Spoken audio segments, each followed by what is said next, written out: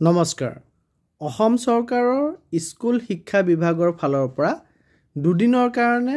special live দুজনকৈ শিক্ষকক দিয়া গৈছে প্ৰতিখন হাই স্কুলৰ পৰা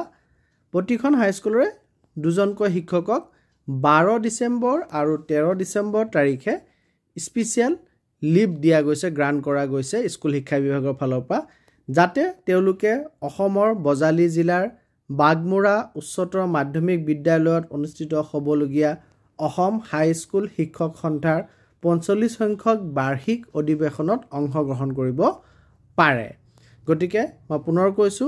যে অসমৰ স্কুল শিক্ষা বিভাগৰ অধীনৰ প্ৰতিখন হাই স্কুলৰ পৰা দুজনকৈ শিক্ষক অৰ্থাৎ সকলো শিক্ষকক নহয় বা সেই দুদিন স্পেচিয়েল লিভৰ ব্যৱস্থাহে কৰা হৈছে ই কোনো ৰাজহুৱা বন্ধৰ দিন নহয় অৰ্থাৎ বিদ্যালয় বন্ধ নাথাকিব বিদ্যালয়ত যি সকল শিক্ষক আছে তাৰে দুজন শিক্ষক এই